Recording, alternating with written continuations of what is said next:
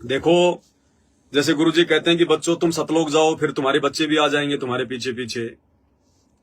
भाई ये एक जो है मतलब मन डांटने वाली बात है। हमारे बच्चे तो आएंगे सतलोक, क्योंकि वर्तमान में हम हैं और वर्तमान में हमारे जो बच्चे हैं, और गुरुजी के रहते सहते यदि हमारे कोई पोता पोती भी हो गए और यदि उन्होंने भी संत रामपाल जी से नाम ले लिया और आजीवन मर्यादा में रहे तो वो भी सतलोक जाएंगे। लेकिन उसके बाद नहीं, उसके बाद तो खाली जो है वो कलम चढ़ेगी, उनको फिर जन्म मिलते रहेंगे मनुष्य के। सतयुग जैसा माहौल हो जाएगा, लाखों साल धरती पर कोई किसी को दुखी नहीं करेगा, कोई परेशान नहीं करेगा, वो आत्माएं सुख भोगेंगी, लेकिन पार नहीं हो पाएंगी। पार होने के लिए तो भाई परमात्मा कहते हैं सारी प्रोसीजरों से पार होना पड़ता है।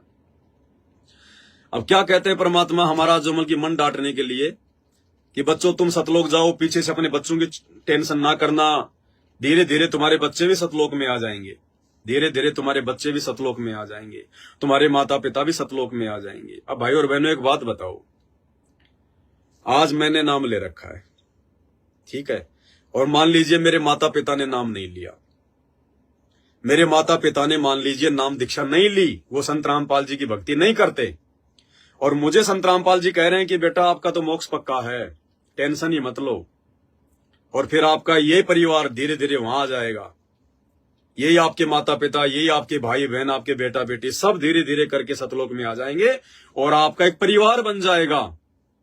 भाई और बहनों, ये परिवार हमें सतलोक में नहीं मिलेगा, और ना हमें कोई ये इच्छा होनी चाहिए कि इस यहां पर हमारे जो बेटा बेटी, जो माता पिता हैं, वो ही हमें सतलोक में मिले, वो भी हमारी सबसे बड़ी कमजोरी हो जाएगी।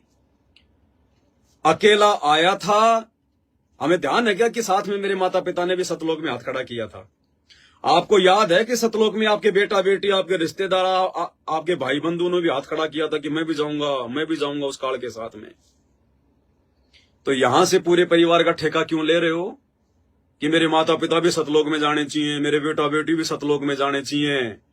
उनके अपने कर्म, उनके अपने संस्कार, वो जाए ना जाए, वो कब जाए, उनकी मर्जी, उनकी मौज, हम क्या कर सकते हैं इसमें। मन में भी नहीं रखनी ये चीज।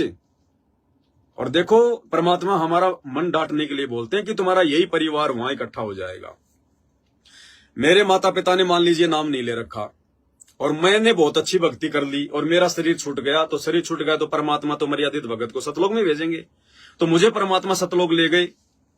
अब एक बात बताओ, मेरे माता पिता ने तो भक्ति शुरू नहीं की संत रामपाल जी की, फिर सतलोक में जब मेरा वहां पे जब मल के जन्म होगा तो कौन से माता पिता से होगा? वो जिन्होंने संत रामपाल जी का नाम ही नहीं लिया, जिन्होंने भक्ति नहीं करी, जो मर गए। और मेरा सतलोक जाने का टाइम हो गया, मुझे गुरुजी सतलोक ले गए, तो सतलोक में मुझे कौन से माता पिता मिलेंगे? अगर यही परिवार अगर सतलोक में मिलेगा तो यहां वाले माँ बाप ने तो नाम ही नहीं लिया और उनसे पहले तो मैं सतलोक चला गया, तो वहां मेरा जो जन्म होगा वो कौन से माता पिता से होगा? विचार करो भाई और बहनों, क्योंकि सतलोक जाएंगे तो एक बार तुम्हारा जन्म होगा ही होगा, और जन्म कैसे होगा? वहां पे माता पिता से होगा, उनके शब्द से होगा। तो कौन से माता पिता से हुआ? तो नए माता पिता मिल गए ना, या फिर ये वाले माता पिता परमात्मा ने भेजे, फिर मेरे को जन्म दिया, फिर वापस छोड़ा इन माता पिता को। तो इसी प्रकार भाई और बहनों, जो बेटा बेटी हैं, हमने उम्मीद नहीं करनी कि ये बेटा बेटी मेरे सतलोक में आए, तो फिर वो तो फिर ममता हो गई। अगर आपके मन में ये इच्छा हुई कि भगवान मेरा तो नंबर आ गया सतलोक का, और गुरुजी ने तो कह रखा कि तेरे बेटा बेटी भी आ जाएंगे, तो फिर तो हमें हमेशा एक मल की वो रहेगी मन में कि मेरा बेटा बेटी कब आएंगे, मेरे बेटा बेटी कब आएंगे, आएंगे कि नहीं आएंगे। तो फिर तो हमारी आस्था वहीं रहेगी, जहां आशा तहां भाषा हुई, मन कर्म वचन सुमरियो सोई। फिर वापस हमारे को यही गधा कुत्ता सूर बनना पड़ेगा। जो गलती द्वापर में सुदर्शन सुपच ने की, जो गलती त्रेता में रानी इंद्रमती ने की, हमने उन गलतियों से शिक्षा लेनी है कि परमात्मा कहां क्या संकेत करते हैं। सुदर्शन का जाने का नंबर आ गया, परमात्मा मानसरोवर पे ले गए और कहा बेटा मन में कोई शंका, कोई इच्छा? बोले परमात्मा वैसे तो कोई इच्छा नहीं है, लेकिन मेरे माता पिता बहुत अच्छे थे, मेरे को कभी भक्ति से मना नहीं करते थे, ये परमात्मा उनको भी कभी अपनी शरण में लेना। इतनी सी कमजोरी थी, यही धक्के खा रहा है वो सुदर्शन सुपच। वो इंद्रमती मानसरोवर पे ले गए परमात्मा, बोले बेटी कोई उस गंदे लोग की कोई इच्छा, रिश्ते नाते परिवार में कोई इच्छा? बोले भगवान आपने ऐसा ज्ञान दे दिया, फिर भी कोई इच्छा रहेगी। लेकिन परमात्मा मेरा पति बहुत अच्छा था, खुद भक्ति नहीं करता था, लेकिन मेरे को मना नहीं करता था, ये मालिक उसको भी संभालना। तो ये ठेकेदारी हमारी है क्या? अरे उस बाप की जिम्मेदारी है, परमात्मा की जिम्मेदारी है, लेकिन वो ठेकेदार नहीं बन गई, वो ठेकेदार नहीं बन गई, वो रानी इंद्रमती। इतनी सी गलती नीचे गिरा दिया भगवान ने, आज भी यही धक्के खा रही है। तो भाई और बहनों, हमने केवल अपने आत्म कल्याण की सोचनी है। ये बेटा बेटी माँ भाई बंधु रिश्तेदार भक्ति करेंगे तो पार होंगे, नहीं तो बाढ़ में जाओ। धर्मदास वाली गलती हमने नहीं करनी है। इस मोह ममता को पूरी तरह से साफ करना है मालिक के ज्ञान आधार से। हमने चक्कर में नहीं पड़ना इनके, ये तो हमारे ऋण संबंधी हैं, दुश्मन है हमारे। अरे माता पिता बेटा बेटी रिश्तेदार तो हमारे ऋण संबंधी है पिछले जन्मों के, जिनका हमने ले रखा या किसी ने हमारा लिया हुआ है। मैंने किसी को सता रखा या किसी ने मेरे को सता रखा है। वो अपना बदला लेने के लिए हमारे बेटा बेटी भाई बंधु रिश्तेदारों के रूप में आए हुए हैं। जैसे आज कोई बाप मतलब जगत में अपने बच्चों की शादी करता है। एक बाप ने अपनी बेटी की शादी में कितना खर्चा करना पड़ता है आप देख लो। संत रामपाल जी के भक्तों के अलावा गार्डन लेना पड़ेगा, अगर शहर में रहता है तो मैरिज गार्डन करना पड़ेगा। अब 4 से 5 लाख रुपए बिना तो वो मैरिज गार्डन नहीं होता 2 दिन के लिए। फिर 200-300 आदमी आएंगे, कम से कम 2.5-3 लाख रुपया उनका 56 प्रकार का भोजन बनाने में। दुनिया भर का गहना लेना देना, ज्वेलरी वगैरह, कपड़े लत्ते, गाड़ी घोड़े, कितना खर्चा, कम से कम 20 से 25 लाख रुपए शहर में एक नॉर्मल फैमिली अगर शादी करती है अपने बच्ची की तो लगते हैं। अब क्या था, आज वो जिस बेटी की शादी कर रहा है 25 लाख रुपए अपनी मेहनत का पैसा गधे बैल की तरह कमा के फिर 25 लाख रुपए 2 दिन में जो है बल्कि बर्बाद कर रहा है। ऊपर से दहेज दे रहा है, कोई स्कॉर्पियो गाड़ी देता है, कोई फॉर्च्यूनर देता है, कोई 20 लाख देता है, कोई 5 लाख देता है। यानी वो लाखों रुपए का खर्चा जो बाप आप आज अपनी बेटी के ऊपर उसको घर से विदा करते समय कर रहा है, वो क्या है? उस बाप ने पिछले जन्म में उस बेटी का पैसा खा रखा है, किसी व्यक्ति का पैसा खा रखा है। और अब वो व्यक्ति क्या करेगा, इस जन्म में उसका जवाई बनेगा, और जवाई बनके वो पैसा तो लेगा ही लेगा, स्कॉर्पियो तो लेगा ही लेगा, पिछले जन्म का हिसाब किताब तो पूरा करेगा ही करेगा। टीके में लगन में 1.25 लाख रुपए 5 लाख रुपए तो लेगा ही लेगा, साथ में उसकी बेटी और लेके जाएगा। पैसे ले गया, साथ में बेटी ले गया, बदला पूरा। तो ये हमारे दुश्मन हैं। बेटे को हमने जन्म दिया, पाला पोसा, बड़ा किया, हैं? बड़ा होके बेटा निकम्मा निकल गया, बाप की जमीन बिकवा देगा, गाड़ी ले आएगा, शराब पिएगा, दोस्तों की कुसंगति में पड़ जाएगा, कभी एक्सीडेंट में टांग कटेगी, कभी लड़ाई झगड़े में जेल में पड़ा होगा, सारी जिंदगी बाप का रोना। कौन है वो बेटा? पिछले जन्म का ऋणी। ऐसे ही उस बेटे को पिछले जन्म में उस बाप ने दुखी कर रखा था। आज वर्तमान में वो बेटा अपना बदला ले रहा बेटा बनके। तो गुरुदेव ने कहा कि ये हमारे दुश्मन है ये बेटा बेटी। अगर कोई भक्ति पे लग जाता है माता पिता के साथ में, माता पिता का सहयोग करता है, माता पिता को दुखी नहीं करता है, तो बहुत अच्छी बात है। तुम्हारे पिछले जन्म के ज्यादा बिगड़े हुए संस्कार नहीं है, और वर्तमान में भी परमात्मा सेट कर देगा धीरे धीरे धीरे धीरे। लेकिन फिर भी सेट हो गए तो इसका मतलब ये नहीं कि हम इनके अंदर फालतू का प्यार करने लग जाएं, मोह ममता जाहिर करने लग जाएं। नहीं, परमात्मा की आत्माएं थी, परमात्मा ने आपके घर पे भेजी, आपने उनको नाम पे लगा दिया, वापस परमात्मा को सौंप दो कि परमात्मा मैं तो केवल इनकी जिम्मेदारी तक निमित्त हूं, केवल इनकी रोजी रोटी के लिए जो आपने मुझे निमित्त बनाया, एक बाप बनाया, इनको पढ़ा दूं, लिखा दूं, इनके शरीर के ऊपर एक कपड़े पहना दूं। ठीक है परमात्मा, मेरी केवल इतनी जिम्मेदारी है। बाकी परमात्मा ये भगत बनेगा या मेरा दुश्मन बनेगा, सतलोक जाएगा, नरक में जाएगा, ये आप जानो, ये आपका बेटा जाने, ये मेरा बेटा नहीं है। मेरे तो ऐसे ऐसे ना जाने कितने बेटे हो चुके हैं, कितने जन्म में गधा रह चुका हूं, मैंने कितने गधे पैदा कर दिए, कितने जन्मों में मैं कुत्ता रह चुका हूं, मैंने कितने कुत्ते पैदा कर दिए, कितने जन्मों में मैं इंसान रह चुका हूं, मैंने कितने इंसान पैदा कर दिए। मेरा कौन सा बेटा है? इसके जैसे ना जाने कितने बेटा बेटी मैंने पैदा करके छोड़ दिए। कौन सा बेटा मेरा? आप कितने बेटों के पीछे लगूंगा मैं? तो केवल इस भाव से हमारी जिम्मेदारी है कि बच्चों को भी मालिक के नाम पे लगाएं, उनके मार्ग में लगाएं, हर संभव उनको समझाएं। लेकिन समझना ना समझना भाई और बहनों, ये हमारी जो है कोशिशों के ऊपर नहीं है, ये तो उस बेटा बेटी के संस्कार के ऊपर है। इसलिए यदि किसी के बेटा बेटी ऐसे निकम्मे भी हो, नाम लेकर भी अगर भक्ति ना करें, तो उस भगत ने उसकी टेंशन छोड़ देनी चाहिए। वो चाहे बेटी है चाहे बेटा है। एक बहन का फोन आया कि मेरी बेटी जो है 13-14 साल की है, निकम्मी हो गई है, नाम दीक्षा मैंने उसको दिला दी थी लेकिन दोस्तों की कुसंगति में पड़ के अब उसने भक्ति छोड़ दी, मुझे भी दुखी करती है और मैं भी टेंशन में रहती हूँ। तो दास ने तो उस बहन को ये समझाया, इसी आधार से समझाया जो सारी बातें यहां बताई है, कि बहन जी छोड़ दो उसको। आपकी जिम्मेदारी है अपने बेटा या बेटी को समझाने की, परमात्मा के नाम पे लगाने की। अगर नहीं लगता है या नाम लेकर भी बकवाद करता है, आपकी बात नहीं मानता है, वही बकवादे करता है, तो देखो अगर छोटा बच्चा हो 2, 4, 5 साल का, उसको तो हम मार लें, पीट लें, थप्पड़ थुप्पड़ लगा लें, उसको डरा दें। वो जवान हो गया, हमारे बराबर हो गया, 13, 14, 15 साल का हो गया, अब उसको मारे तो भी अच्छा नहीं लगता। उसको बार बार समझा सकते हैं, प्रार्थना कर सकते हैं।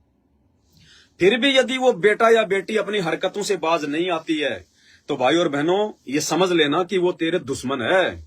नारायण दास की तरह काल ने धर्मदास के घर में भेजा हुआ है। वो बेटा तेरा नहीं है, वो बेटी तेरी नहीं है, और ना वो परमात्मा का है। परमात्मा का होता तो परमात्मा के नाम पे लगता, परमात्मा की भक्ति करता। वो बेटा बेटी ना तो तेरा है ना वो परमात्मा का है, वो कौवे का है, वो काल की औलाद है, काल की संतान है। और काल की संतान को 1 या 2 बार समझाया जा सकता है, मार पिटाई नहीं की जाती। जैसे ये मैनेजमेंट वाले गुरुदेव के बेटा बेटी, ये काल की संतान है। परमात्मा ने मुझे जेल करवा दी, परमात्मा ने मेरे ऊपर मुकदमा करवा दिया, परमात्मा ने मुझे गुरुद्रोही कह दिया, क्योंकि उनको पता था कि वो मेरा बेटा है, वो बुरा नहीं मानेगा, मन में शंका भी नहीं लाएगा।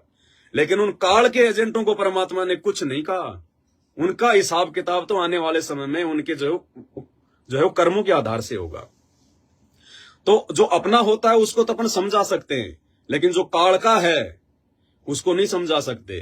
तो 1-2 बार समझाओ, नहीं समझता है तो चाहे बेटा हो चाहे बेटी हो, जो भी वो कर्म कुकर्म करता है उसको फ्री छोड़ दो। फ्री उसको कह दो कि भैया इस घर में तो बकवाद देखो मैं करने नहीं दूंगा, इस घर में तो बकवाद होगी नहीं। अपने यार दोस्त वगैरह अपने बाहर तक सीमित रखना, इस घर में बकवाद नहीं होगी, इस घर में फालतू की कोई खाना पीना उल्टी सीधी चीजें नहीं होंगी। बाहर आपने जो बकवाद करनी है आप करो, ना करो आपकी मर्जी, उसको करने दो। वो बेटी अगर कुसंगति में पड़ गई है, उसने अगर बॉयफ्रेंड बना लिया है, उसको बनाने दो उसको बॉयफ्रेंड। वो बॉयफ्रेंड उसका शोषण करेगा। कौन बॉयफ्रेंड होता है, किसका बॉयफ्रेंड होता है? ये 4 दिन की जवानी है भाई साहब, भेड़ के बच्चे में भी आती है, वो भी फुदकता है, अंत में वो कसाई के नीचे आता है। तो ये 4 दिन की जवानी है, हार्मोन शरीर में जो है मतलब कि स्रावित होते हैं। ये 4 दिन की जवानी है, वो कर लेने दो उसको, मौज मस्ती करने दो उसको, संभोग क्रिया घूमने दो उसको अपने बॉयफ्रेंड के साथ, अपनी जो है गर्लफ्रेंड के साथ में।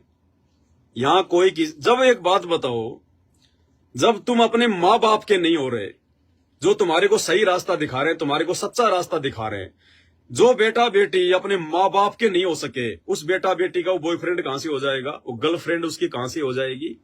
हमें गुरुजी सत्संग में एक किस्सा सुनाते हैं कि ऐसे ही कोई निकम्मा बेटा था और उसकी माँ बेचारी विधवा हो गई थी। बड़ी मुश्किल से पाल पोस के अपने बच्चे को उसने बड़ा किया। बड़ा होके वो लड़का कुसंगति में पड़ गया, एक जो मतलब वेश्या के चक्कर में पड़ गया। और वेश्या ने उसे कहा कि मुझे तेरी माँ का जो है दिल निकाल के लेके आ। पहले आता था, ये गाने वगैरह भी आते थे, किस्से भी आते थे पहले, लेकिन परमात्मा ने बताया कि भले ही ये कहानियां हैं लेकिन इनको हकीकत समझना चाहिए। उस वेश्या ने कहा कि मुझे अपनी माँ का दिल लाके दे, तब मैं तेरे से प्यार करूं, तब मैं तेरे से शादी करूं। वो निकम्मा लेके चक्कू निकल पड़ा, अपनी माँ को मार दिया। माँ का जो दिल है, जो कलेजा है, वो लेके चल पड़ा। रास्ते में दारू पी रखी थी, नशे में था, रास्ते में ठोकर लग गई, वो कलेजा हाथ से छूट के नीचे गिर गया।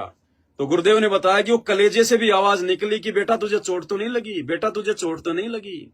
यानी माँ बाप की ममता न्यारी होती है। वो लेके कलेजार उस वेश्या के पास गया, तो वेश्या ने भी उसको धमका दिया, उसको थप्पड़ मारे। बोला निकल जा नालायक यहां से, कमीने। बोला क्यों, जो तूने कहा मैंने वही तो किया। बोले रे गधे इंसान, जो अपने माँ बाप का नहीं हो सका।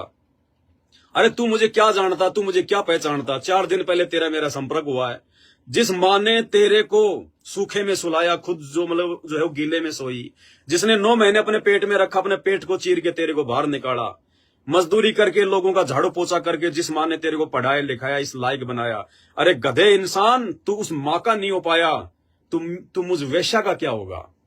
तू मेरा कैसे हो सकता है? मुझे भी ऐसे धोखा देगा? तो ना घर का ना घाट का, धोबी का जो है कुत्ता बन के फिर वो रहा। तो इसी प्रकार ये बेटा बेटी जो आज हमारी बात नहीं मान रहे ना, इनको ज्यादा इनको वैल्यू मत दो, ज्यादा इनको महत्व दे दो। आप इनके तरफ से ज्यादा टेंशन मत लो। नहीं, हमें तो टेंशन फ्री रहना है। चिंता तो हरि नाम की और न चिंता दास, जो कोई चिंता नाम बिना सोए काल की फांस। व्यर्थ में लड़ाई झगड़ा नहीं करना। घर में बकवाद करने के लिए कोई जगह नहीं है। बाहर जाके जो मर्जी बकवाद करो, वो कर्म तो खुद ने भोगने पड़ेंगे। ये 4 दिन की जवानी है, ये सब में आती है। कोई सदुपयोग कर देता है, कोई दुरुपयोग कर देता है, और उसको पता चल जाएगा। वो उसका बॉयफ्रेंड, उसकी वो गर्लफ्रेंड, साल 2 साल बाद में चूस चास के सब कुछ करके उसका खात्मा, और जब गुब्बारे की हवा निकल जाएगी ना, तब पता चल जाएगा उनको कि हाँ मुझे क्या करना है, मुझे क्या नहीं करना। उस समय तक वो ठोकर लगे बिना आप चाहे कितना समझा दो उनका, वो आपको उल्टी शिक्षा देंगे। आपकी शिक्षा उनके ऊपर कोई असर नहीं करेगी। तो भाई और बहनों, इसी प्रकार हमने टेंशन नहीं लेनी है, इन बेटा बेटी के चक्कर में नहीं रहना। जो भगवान ने जिम्मेदारी दी है उसको निभाएंगे, उससे ज्यादा कुछ नहीं करेंगे।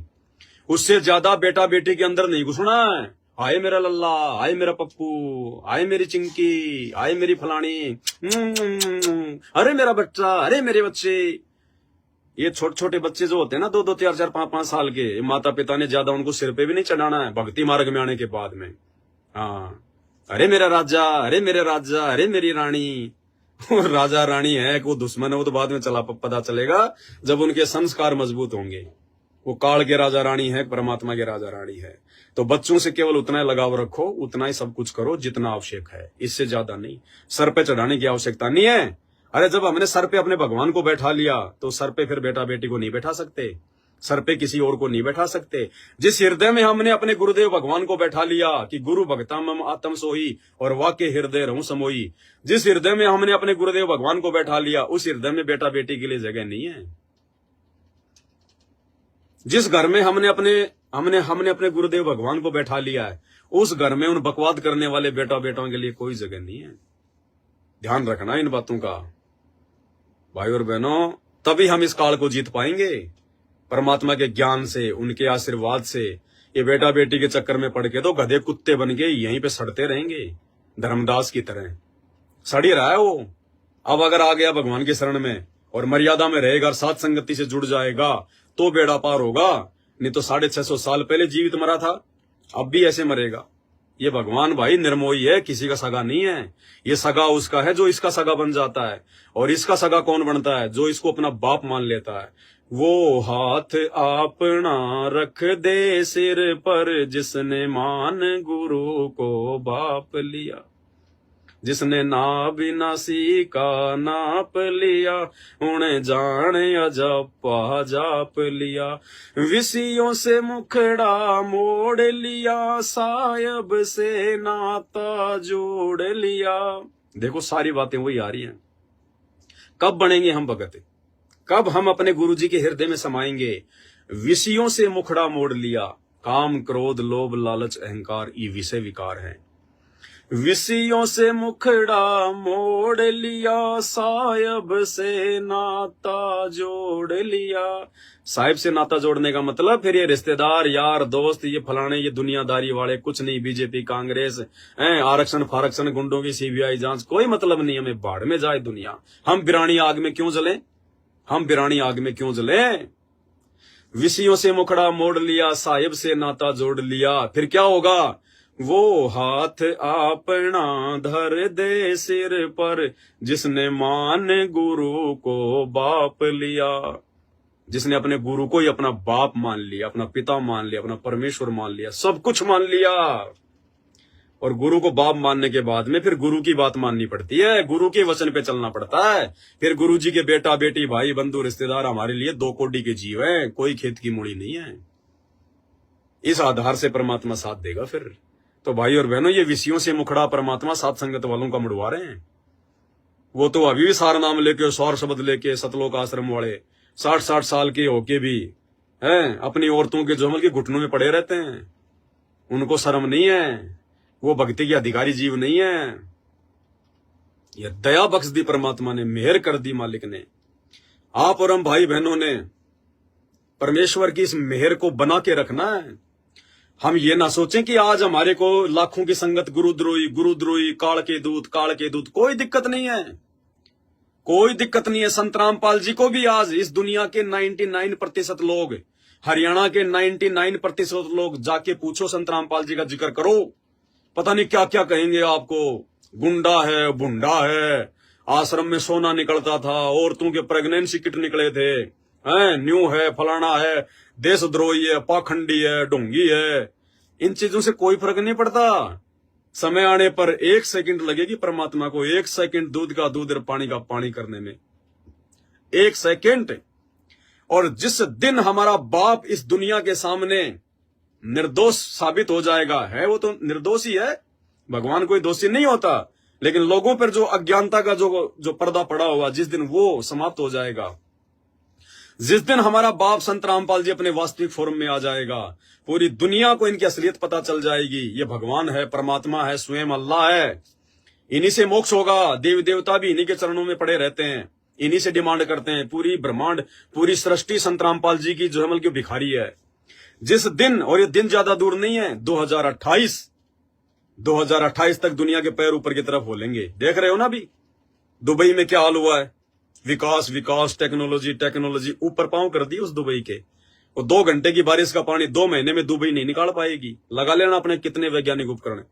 राजस्थान के चूरू, वहां पे बीकानेर जिले में धरती फट गई, रेगिस्तान में 200 फीट का गड्ढा हो गया। क्या ये संकेत? चाइना में इतनी भयंकर बाढ़ आ रखी है। चाइना में 1000 साल में भी चाइना में कभी इतनी भयंकर बारिश नहीं हुई। शहर के शहर डूब गए उसके। और अभी तो शुरुआत है, 2024 अभी हुआ ही है, अभी तो अप्रैल चल रहा है। 28 तक ये युग परिवर्तन का समय है। ये अल्लाह, मौला, खुदा, भगवान, ईश्वर, परमात्मा हैं, मंदिर, मस्जिद, चर्च, गुरुद्वारे सबके पैर ऊपर हो जाएंगे, सबके पैर ऊपर। पूरी दुनिया को समझ में आ जाएगा कि दुनिया का तारणहार कौन है, दुनिया का मालिक कौन है, हमारा रक्षक कौन है, हमारे बच्चों का रक्षक कौन है, हारे का सहारा कौन है। अभी तो एक कटी गर्दन के भगवान पूज रहे हो, हारेगा सारा। आने वाले समय में पता चलेगा हारेगा सारा बाबा रामपाल हमारा, तब पता चलेगा हारेगा सारा कौन है। तो भाई और बहनों, उस समय ये पूरी दुनिया उनके चरणों में होगी, उनके कदमों में होगी। और जिस समय वो पूरी दुनिया के सामने पाक साफ होके सामने आएंगे, उस समय हम उनके बच्चे सत्सेवक तो ऑटोमेटिक ही पाक साफ हो जाएंगे। ऑटोमेटिक। एक तीर से परमात्मा अनेकों शिकार करता है। परमात्मा अपने आप को भगवान भी जनवा देगा, दुनिया को उसकी औकात भी याद दिला देगा, और आने वाले समय में पूरी दुनिया को अपने चरणों में भी ले लेगा। अपने मार्ग से, अपने पंथ से परमात्मा गंदगी भी छांट देगा। अपने भक्तों की भी जेल में बैठ के परमात्मा छटनी कर लेगा। सारे काम थारी महिमा अपरम पारी, जय बोलो बंदी छोड़ की। तो भाई और बहनों, हमने टेंशन नहीं लेनी है कि गुरु जी का परिवार हमारे से राग द्वेष करके, हम जो उनके धार्मिक धंधे में रुकावट बने हुए हैं ना, उनके हर पाखंड के ऊपर वीडियो बनाते हैं, संगत को समझाते हैं। लोगों ने वहां जाना छोड़ दिया, दान धर्म का पैसा देना छोड़ दिया। जिन जिनको बात समझ में आ गई उनको, सबको नहीं, उनको पता है, इसलिए तो पवनदास के पीछे लग रहे हैं हर प्रकार से हाथ धो के। अरे लगे रहो, तुम्हारे हाथ धोने से क्या होगा, तुम चाहे मुंह धो के लग जाओ। अरे पवनदास के सिर पर अगर उसके बाप का हाथ है, संत रामपाल जी का हाथ है, तो पवनदास का काल भी बाल बाका नहीं कर सकता। तुम्हारे काल के दूतों की तो औकात क्या है। अरे 8-10 साल में तुम बाल नहीं उखाड़ पाए इस पवनदास का, अब क्या उखाड़ लोगे। अब तो भगवान ने रक्षा कवच पहना रखा है, जब तक उसकी मर्यादा में है, उसकी आन कान में है, बाल बाका नहीं कर सकता कोई। बाल बाका तुम लोगों को चैलेंज देकर, 1 साल पहले तुम लोगों को चैलेंज देकर इसार में साथ संगति करके आए थे, और जाते लाइव आ गए कि भाई आ गए। तुम लोगों ने पूरा पुलिस प्रशासन बुला लिया, 200 गुंडे बुला लिए, हर चौराहे पे दे के लट खड़े कर दिए कि पवनदास बच के नहीं जाना चाहिए। अरे पवनदास तो छोड़ो, 200 आदमी पहुंचे थे सुबह, फिर तो तुमने एंट्री बंद करवा दी, वरना हजारों आते। पवनदास तो छोड़ो, 200 भक्तों में से तुम किसी का बाल बांका नहीं कर पाए, एक का भी। यह है समर्थ की शक्ति। ऐसे परमात्मा अपने बच्चों के साथ में रहता है। मुकदमा तुमने करके देख लिया, मुझ पवनदास को जेल तुमने करवा के देख ली, जमानत के टाइम पे 5-5 वकील तुम लोगों ने जो है मिलके खड़े कर दिए, टॉप मोस्ट की जमानत नहीं होनी चाहिए, परमात्मा ने जमानत भी करवाई, बंदी छोड़ है। और जेल से आने के बाद में फिर परमात्मा ने सात संगतियां जोर शोर से चलाई। भाई जिसको भगवान खड़ा करता है ना, उसको भगवान ही बैठा सकता है, दूसरा किसी की औकात नहीं है। बाकी तो अपने जो है मिलके कर्म फोड़ सकते हैं, इससे ज्यादा कुछ नहीं है। तो भाई और बहनों, दास बैठा तो था कुछ शंकाओं के समाधान के लिए, कि कुछ 10-15 शंकाएं थी भगत भाई बहनों की। लेकिन देखो वही बात है, दास की कोई औकात नहीं है, दास की अपनी मर्जी नहीं चलती है। मैं क्या सोच के बैठूंगा, मैं क्या बोलूंगा, ये मेरी नहीं चलती है। जब भगवान की सेवा में बैठते हैं तो फिर भगवान की चलती है। अगर हम भगवान के अनुसार चल रहे हैं तो, अगर भगवान को भगवान मानते हैं तो फिर भगवान की ही चलेगी, फिर हमारी नहीं चलेगी।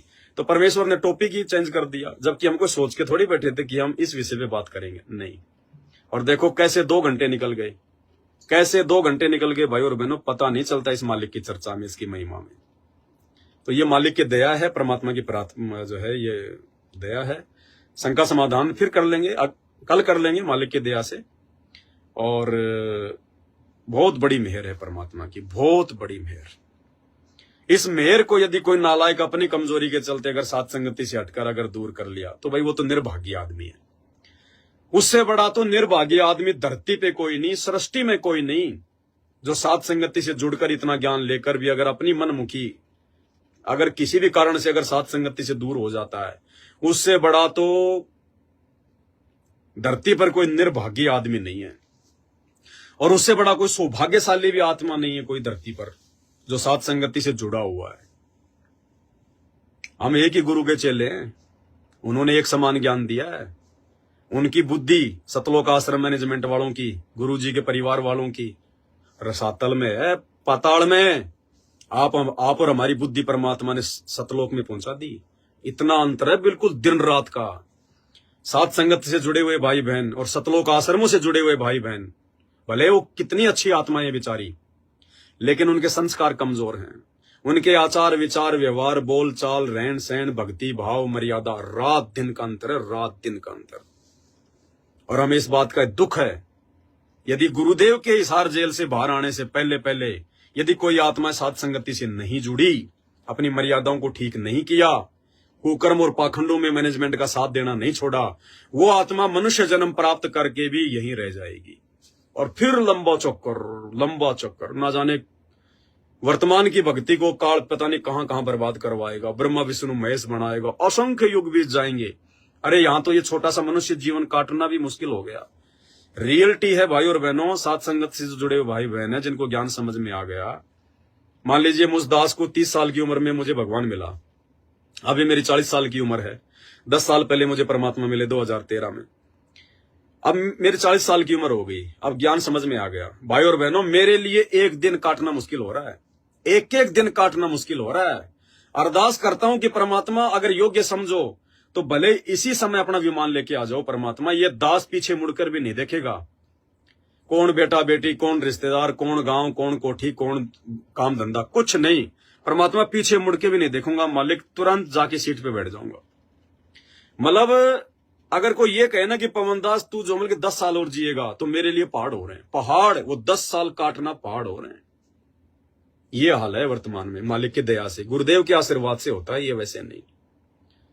और इतनी दृढ़ता हम सब भाई बहनों के अंदर आ जानी चाहिए। आप ये ना देखो कि भाई हम तो मतलब बुढ़ापे में सतलोक जाएंगे या परमात्मा कोई मतलब जो मतलब बुढ़ापे में लेके जाएगा, नहीं। हमें टेंशन नहीं होनी चाहिए फिर इस बात की।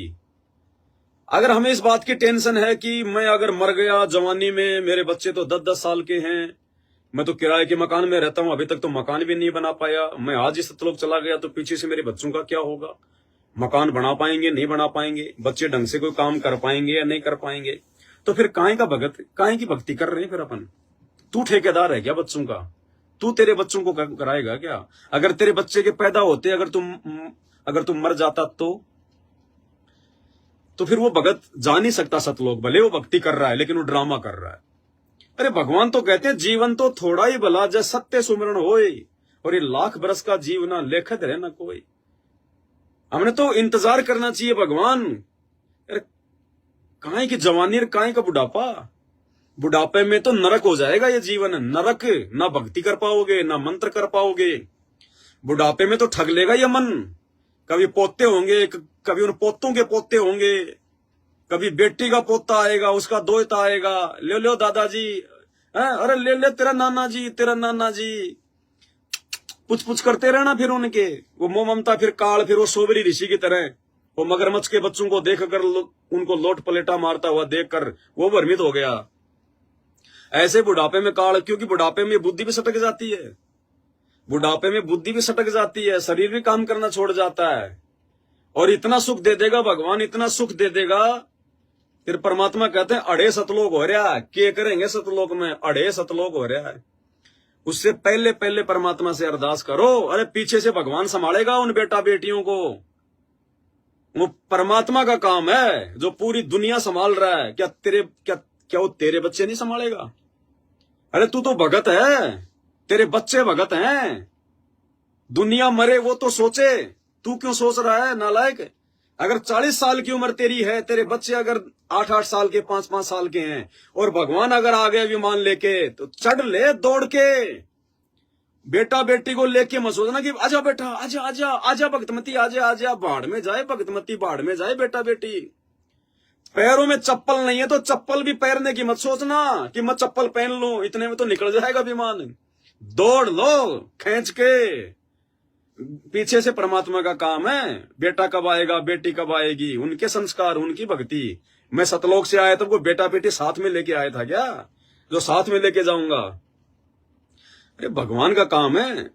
अरे जो भगवान इन जगत वालों को संभाल रहा है, जगत में जो भगत नहीं है और जिनके बेटा बेटी मतलब पैदा होते, जिनकी मौत हो जाती है, आज उनके बच्चे भी IAS अधिकारी बने हुए हैं, बड़े बड़े सरकारी पदों पे हैं। आज उन्होंने जो अमल की कोठियां बना रखी हैं, उनके तो माता पिता होते मर गए थे। उनको किसने दिया? भगवान ने, संत रामपाल जी ने, इसी कबीर भगवान ने। लेकिन कैसे दिया? उनके संस्कार से। और तुम्हें भगवान ने शरण में ले लिया, तेरे बच्चे भगवान की जो है अमल की भक्ति कर रहे, तो तेरे तो बच्चों के संस्कार भी अच्छे, और संस्कार अगर अच्छे ना भी हो तो तेरे मरने के बाद तो वो भगवान के भगत हो गए। वो तो भगवान तो संस्कार से भी ज्यादा दे सकता है। अरे जब भगवान सरगुण रूप में, संत रूप में धरती पे आके प्रकट होता, अपना नाम देता है, तो परमात्मा भाग्य से ज्यादा दे सकता है। तो तेरे को तो किसी भी हाल में टेंशन ही नहीं होनी चाहिए। पहली बात तो तेरे बच्चों ने नाम ले लिया, तेरे बच्चे के संस्कार बन गए। दूसरी बात, भगवान का भगत हो गया, वो परमात्मा का बच्चा हो गया। परमात्मा की टेंशन, वो तेरा परिवार नहीं, वो परमात्मा का परिवार हो गया। तुझे तो टेंशन ही नहीं लेनी है, चाहे दूध पीता बच्चा क्यों ना हो, दूध पीता हुआ बच्चा क्यों ना हो। अगर उस समय भगवान अगर कह दे कि बेटी आजा, विमान तैयार है, सतलोक चलेगी, छुटा के दूध पटक के साइड में, ये भी ना देखना कि माताजी संभालना, सासू माँ बच्चे को संभालना, मैं सतलोक जा रही हूं, तो भी मामला बिगड़ जाएगा। ये भी नहीं कहना कि सासू माँ बच्चे को संभालना, बच्चे को हटा के कि परमात्मा दया कर दी मेरे मालिक, हे बंदी छोड़, परमात्मा इसी दिन का तो मैं इंतजार कर रही थी, परमात्मा मेहर बंदी छोड़, बैठ जाओ विमान में, गेट बंद कर लो, वो परमात्मा संभालेगा पीछे से, किसने दूध पिलाना है, किसने भोजन देना है। पो पार्टी पगड़ा भया, जागी जिया जून, सब काहों को देते वो चौंस समाना चून। हमारे को टेंशन है क्या? अरे हमारे मरने के बाद में हमारे को लकड़ी पानी और आग कौन देता है? हम तो मर गए, और मरने के बाद भी भगवान क्या कह रहा है? परमात्मा की वाणी है कि मुर्दे को भी देत है लकड़ी पानी आग, और जीवित नर चिंता करे तेरा बड़ा अभाग। ये नालायक, वो भगवान इतना दयालु, वो तो मरने के बाद भी उसको जो अमल की कफन देता है, उसको जो अमल की आग देता है, उसको लकड़ियां देता है। और तू जितने जी टेंशन कर रहा है, जितने जी तू चिंता कर रहा है, तो तेरे से बड़ा निर्भाग्य प्राणी और कौन होगा? भाई और बहनों, अब गलतियां नहीं करनी जो गलतियां आज से पहले हम करते हुए आए।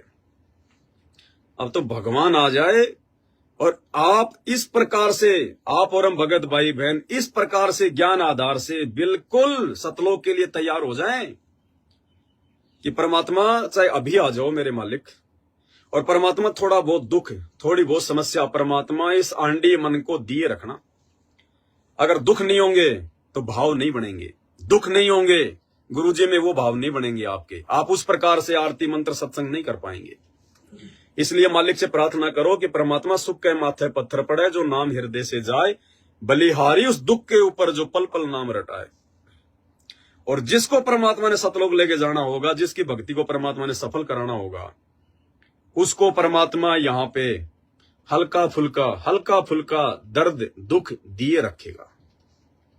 और अगर आप भक्ति कर रहे हैं और छोटी मोटी कोई परेशानी आपके जीवन में है, शुक्र मनाओ संत रामपाल जी भगवान का, शुक्र मनाओ कि वो परेशानी बार बार आपको गुरुजी याद दिला रही है, बार बार वो परेशानी आपको परमात्मा याद दिला रही है, बार बार उस परेशानी में आप हमेशा आप अपने गुरुजी से अरदास कर रहे हो, माफी मांग रहे हो, ये परमात्मा दया करना, हे मालिक आप ही हो, और कौन है परमात्मा, हे परमेश्वर, हे बंदी छोड़। शुक्र मनाओ कि वो परेशानी आपको भगवान रटा रही है।